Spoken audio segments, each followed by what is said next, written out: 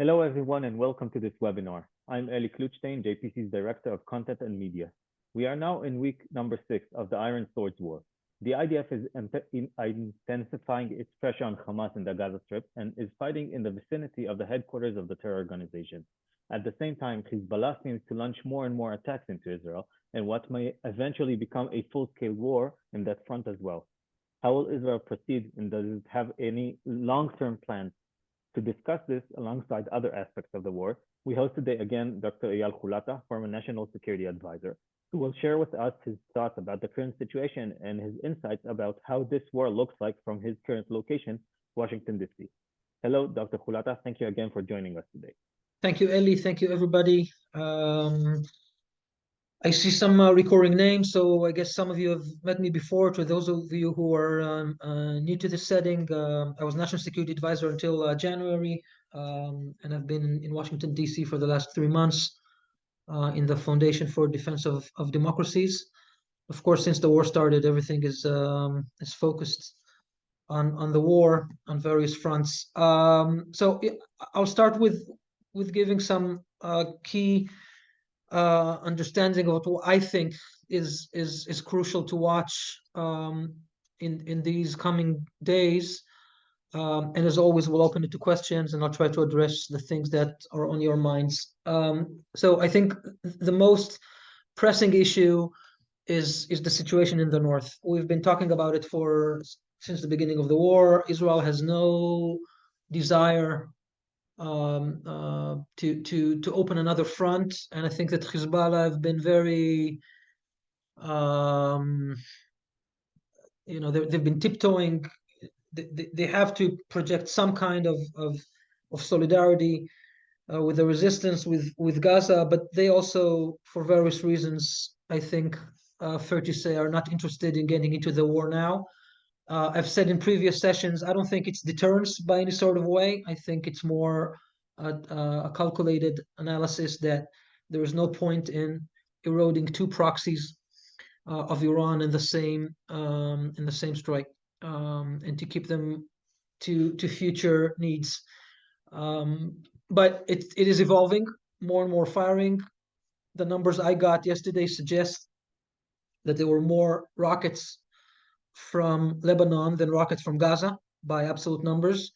I guess it says more about the limited amount of rockets from Gaza these days, but it also says that Hezbollah is continuing to work. You've been watching his speeches. Those of you who have been following, and I'm sure that maybe all of you have been following him for years, we know a more arrogant Nasrallah in previous years and occasions. I think it reflects an internal debate and struggle between them. But having said all of that, it can erupt very easily, unfortunately. And if this will happen, then we'll be in a different ballgame. So this is point number one that we need to watch out for. I think adjacent to that is what's happening more broadly in the region. The amount of attacks on American forces is amounting. And I think it's becoming more serious. I've seen reportings that President Biden is not approving aggressive measures that are presented to him for various reasons, but this will also say a lot. We have the Yemenites shooting ballistic missiles in ranges we haven't seen before. It's not a time to celebrate, but I'm very happy to see the Arrow system operate so effectively. This is what it was designed to do, and it did. But the Yemenites are joining. Hezbollah are firing more fire on American forces in Syria and also in Iraq. And there's a lot of fumes in the air. This can ignite. This is something to be very careful as we were watching it. Of course, going back to Gaza, I think the progress of the military campaign it seems to be on pace. I think that the ability to surround and isolate the northern part of Gaza is taking effect. It's very difficult to explain the amount of humanitarian work that has been done, not only in the corridors, but other means, because this is the fight of the narratives that we've talked about in previous sessions. I'm sure all of you have this is just an anecdote, but I think it's a symbol. Israel understand the situation to the point where we put 300 liters of diesel in front of Al Shifa hospital so that they do have enough diesel to operate the electricity in the hospital. And Hamas is blocking the officials from taking the diesel inside. I mean, it's this is what we're going to see more and more. This will have an effect of the length of the war, because it will have an effect on the time provided by the international community to do this. We are already in week 6. Protective edge lasted 51 days, which means 7 weeks and a little bit. And I think that it's clear that for the IDF to achieve the goals that they need to achieve and reach enough of the senior leaders so that we can actually have the impact that we're looking for of removing Hamas governing capacity from Gaza. The resource we need is time, especially if we want to be careful with unintended casualties, which I think you should recognize that last week was better than the weeks before. So this is kind of the scope of things that we're looking into in the north and in the south. On the hostages, I don't have a lot to say. I think it's clear that the negotiations are underway, and I have nothing to add except hopefully waiting for a good outcome. It's been a very long time, and there are very young and elderly and sick people there that must be released as soon as possible. And lastly, I will say that I think it's also important to have more time and focus on the exit strategy and the day after. Of course, we need to reach the day for which there is a day after, meaning we will have to remove Hamas from power. In various interviews that I've been going on saying there can be a future in Gaza as long as Hamas is ruling Gaza. It doesn't mean that there is an easy future afterwards, but if we want to meaningfully engage in this, and there are people who understand the need for that, for a pragmatic civilian ability of Gazans to govern themselves. I don't believe in the PA coming into Gaza. I think it will be a failure. But there are other things that need to be considered. But first, Hamas needs to be removed from Gaza. Otherwise, they will assume power again, as they did in 2007 with a coup, and kill everybody else. And we'll be back to where we started. So these are kind of the main topics that I think we should watch for. And let's make good use. I see there are many people here. Let's make good use of the time and turn to your questions. Okay, Dr. Kulata, thank you very much for your opening statement. We got several questions from journalists, so we want to expand on some of the points you already mentioned. And we want to start maybe with the American point of view. You're now in the DC. We heard both the president and the Secretary of State expressing some intolerance maybe towards the continuance of the fighting. And you said we need time. Are we losing the credit, especially with the Americans? In general, we do need time, as you said, to complete the mission. And today, the foreign minister in Israel, Eli Cohen, estimated maybe we have only 2 or 3 more weeks. What do you think about this?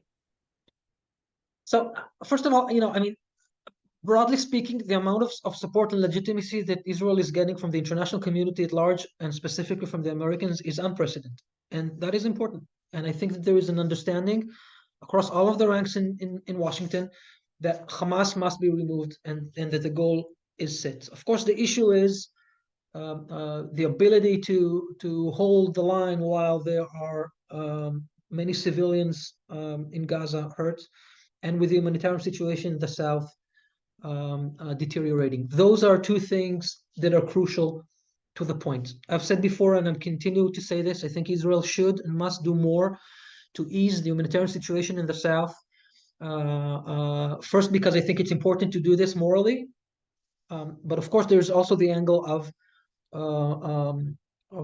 the optics of this and the influence on time. On the casualties, again, as I think everybody is experiencing this week, I think is expressing more care than last week. But again, this is a war, and as long as there are Gazans, there is human shields in those places, and I'm sure there will be a question on Shifa Hospital soon, and we need to talk about that as well.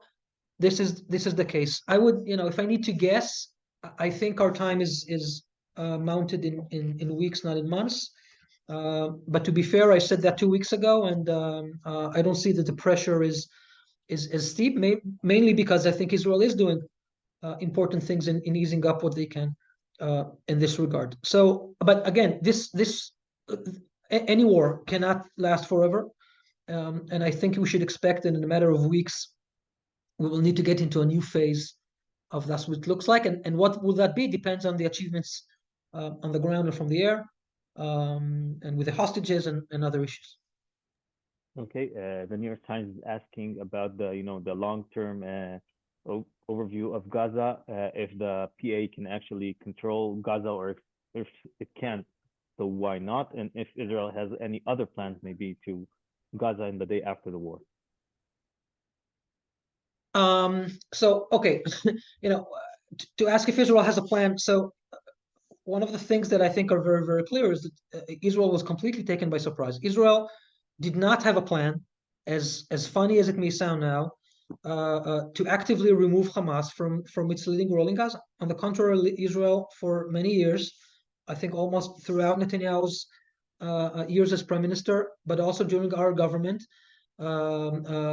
we have done what we could to support the humanitarian situation in a way, and of hoping that Hamas would prefer the benefit of its people and not us. All this has changed on October 7th. So it's not like there is a drawer plan in some office in Israel where we say, here's how we change government in Gaza.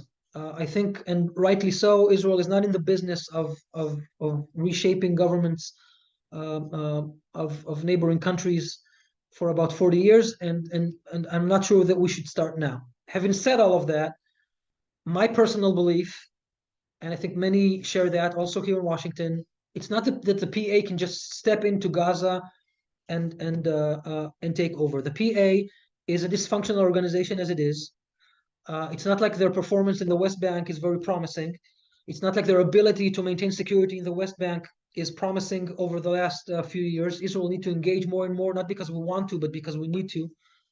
This was done during our government as well, when no new settlements were built, and we still needed to interdict also in West Bank. So it's not like we're talking about a very effective organization that we can believe that we can give them Gaza and things will be okay. We need more thought process into this. My argument is that in order for this to be stable, we need involvement of the Arab countries around us. We need involvement of the Abrahamic Accord countries. We need involvement of the Saudis. We need involvement that is more effective and productive than we've seen so far by Egypt and Jordan.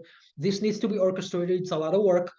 I hope that there is someone in the government who is working towards that end. It's very, very important. But I think there could be a new future in Gaza when Hamas isn't there. If it doesn't happen now, it will happen later. But eventually, I think this is the only potential outcome. We need a pragmatic leadership of Palestinians. Israel will continue to maintain security responsibility until it's possible to remove that. And over time, I hope we can grow something that is more pragmatic, less of political Islam ideology, and more of looking for an opportunity to live peacefully. I have to tell you, for the Israeli public, what I just said sounds very, very bizarre. People don't see or believe that this can happen because of the trauma of October 7 and because of memories from the past. So it's going to be a long journey. Okay, and now 38 days have passed already since the beginning of the war, and we're getting much deeper and more closer to Shifa Hospital. And we can only assume, like you said before, that the casualties among the Palestinians are going to be high. What can Israel do to maybe mitigate the international criticism? Maybe allow more humanitarian assistance into the hospital. That and putting the aid by the troops into the hospital themselves.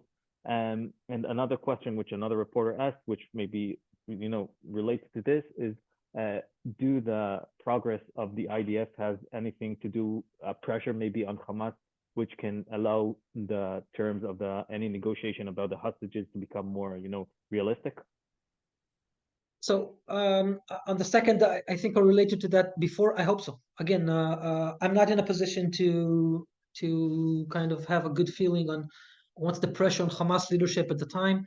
But director of Mossad, director of CIA are engaged in this, and two very professional and trusted people. And I hope that they can get the most out of the conditions that we're at. As for Shifa, and the question that was there, and rightly so, can the IDF do things themselves to help the hospital? So again, I uh, urge you to go to what the IDF spokesman has posted yesterday, and I mentioned this before, putting 300 liters of diesel in front of Shifa Hospital to supply them the ability to run electricity in the hospital. And from that message that was given out, Hamas not only declined to take it, but prevented the hospital from getting into the hospital and using it, because it's not in their interest that Israel would look as if we're easing up the humanitarian situation. This is the core of the issue on media and all of the outlets.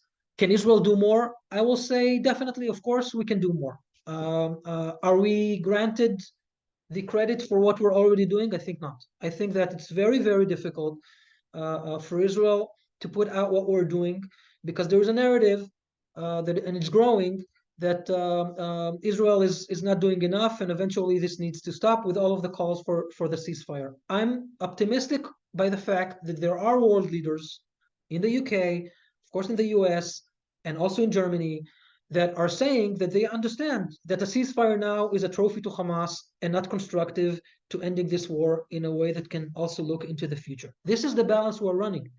This is a very bad war. There is no easy way to do it. And my hope is that, of course, the IDF will be as careful as possible, will be as surgical as it can. That more and more people will move to the south, or we can provide more humanitarian assistance, so this can continue. But I mean, wars are not video games. These are real people with real guns and real bombs. Okay, one reporter is asking about what you said before about the Arab Accords states.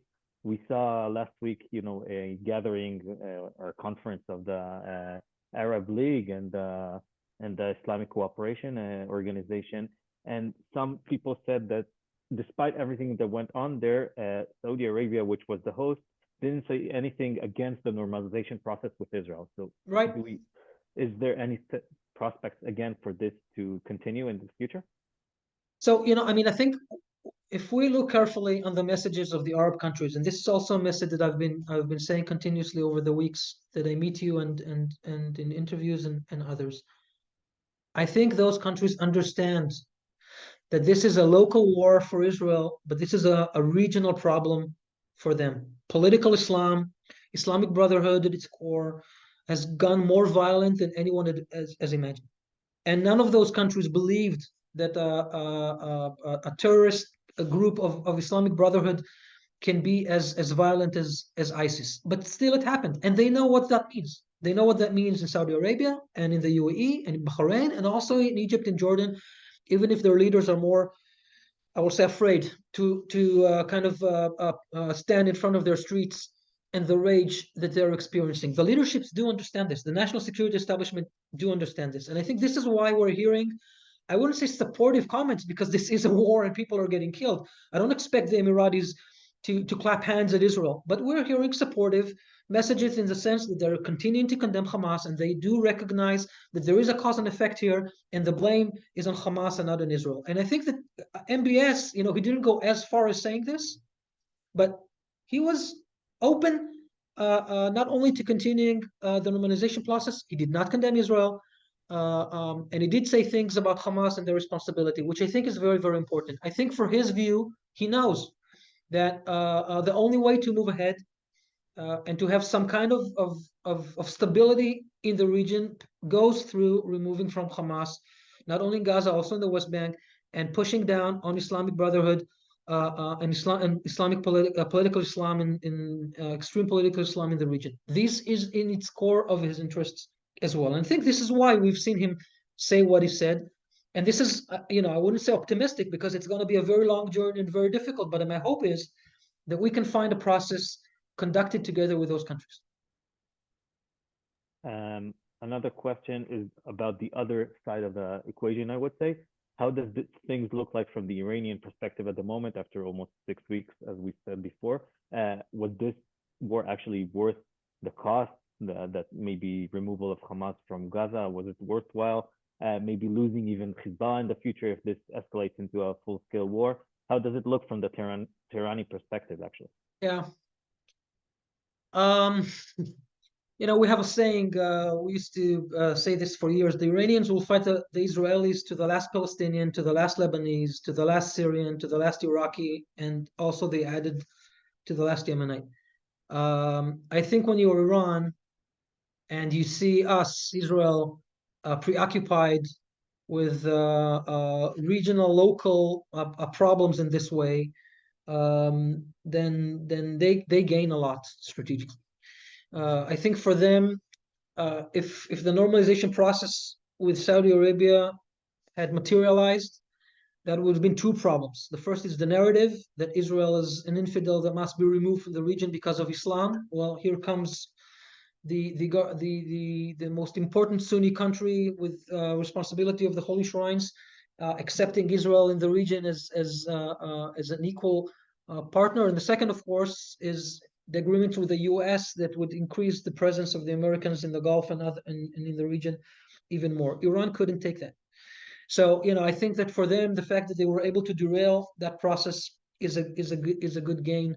Unfortunately, the only way that this will reverse is through action. Is we remove Hamas, we do continue the process with the Saudis.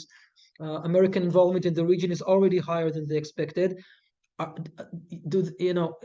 If the question is, are they sorry for what they did? Well, frankly, I don't give a damn, if I may paraphrase on a good movie that I like. They are behind it this way or another, and they will need to pay. Okay, and another reporter is now asking what will happen after the IDF completes the control over the northern part of Gaza. We think, or we estimate, that most of the hostages are in the south, as well as most of the Hamas forces. Yeah. Will the IDF stop moving Um, north? so it's I don't know. I can't answer that. I think it depends on many issues. I think that we would expect a hostage swap in the near future. If Hamas, even if they're losing the north of Gaza, are still not ready to give back hostages, I want them all back, right? But let's start with the 80 or 100 humanitarian cases.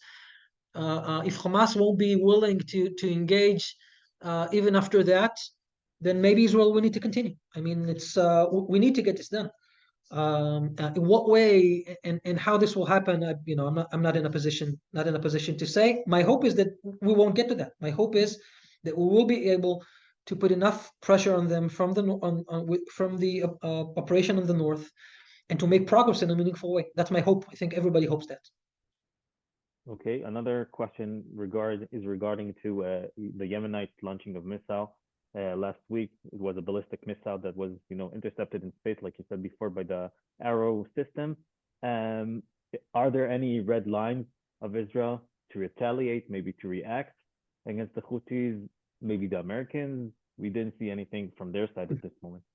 Well, okay, let's make sure that we all understand what happened. Okay, the Yemenites fired a long-range ballistic missile produced by Iran, delivered from Iran, fired by a proxy completely endorsed and operated by Iran, and interjected by an Arrow 3 interceptor, which is the only good thing in this story. All the rest suggests that Iran has decided to engage directly into the war. Now, I'm not in a position to tell the Americans what they or shouldn't do, but we all heard President Biden say don't, and they did.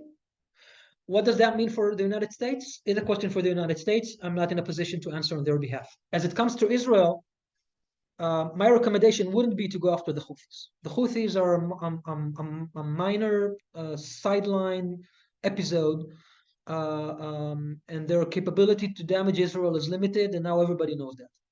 But the more we see on this, the more Israel understands that Iran is engaging directly against us, because this is not something that they can hide and say, well, it's Hamas and they're Sunnis. And no, no, no, no, no. A Shihab 2 was fired from Yemen to Israel. That's an Iranian action. I'm not a warmonger. I'm not looking for another front at the moment, but we are very, very cognizant of the meaning of that. And in due time, we'll need to deal with that as well. But the recommendation coming from me would be to look into Iran and not to continue to walk from a proxy to proxy to proxy, especially when it's the Houthis, which is a small problem for Israel and a big problem for others. So from your perspective, basically a retaliation or Israeli retaliation against Iran specifically is more reasonable, more realistic. I wouldn't say it's something that should happen in the near future. We need to focus on removing Hamas. It's difficult enough. I'm also not calling for another front in the north, as I said in the beginning. But this is only November of 23. Okay, and I think you mentioned the north now. I think we can finish with this issue. What are the red lines of Israel regarding Hezbollah? We saw yesterday a civilian killed by Hezbollah anti-tank fire. When will Israel react more harshly with this, if at all? So, first we need to understand that what we're seeing is a lot of Israeli restraint, because Israel is not interested in opening another front in the north. The fact that Hezbollah is announcing already more than 70 of his terrorists killed by the IDF is important. Those of you who cover the region well know that for years there was this notion of equations, that everything needs to be balanced. Well, it's not balanced. Now, again, this is not enough in anywhere sort, but it just explains that Israel is restraining itself from going more openly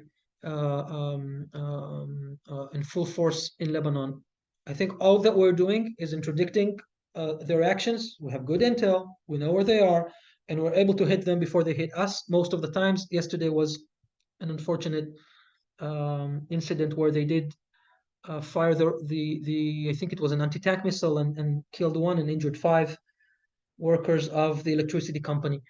My hope is that Israel will continue to be restrained, because we don't need another war, another front at the moment. We need to focus on Gaza and to remove Hamas.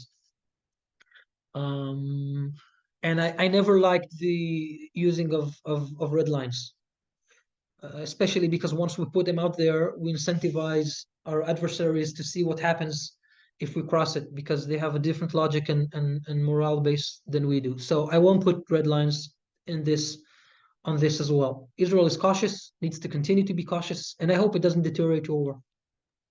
If we have more time for last question, one Yeah. reporter is asking about the possibility of maybe bringing back Muhammad Dakhlan as a successor to rule Gaza the day after. He has links and ties to Egypt and UAE. Is this, you think, realistic? Look, I think many names will pop up as we get into the process of thinking who can and should rule Gaza. I don't want to say anything about this person or another.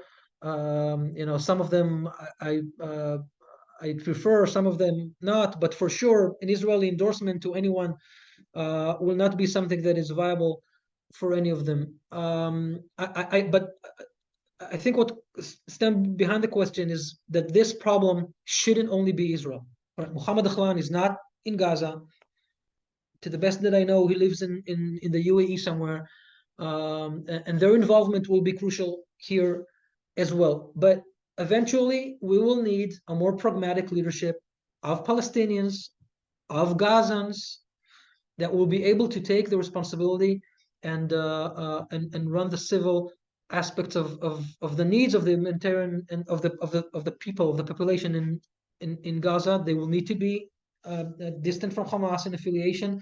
They will need to be non-terrorists, and there are not that many people who would be able to lead that. So I can't answer directly, but I would assume that there are other names also, and hopefully one of them will emerge as a better leader for Gaza. Okay, Dr. Eyal Hulata, former National Security Advisor, thank you again for your time with us today. We remind you all about our next event tomorrow night, a press conference about the sexual crimes Hamas terrorists committed during October 7th. And we hope to see you there. Good day, all. Goodbye. Thank you.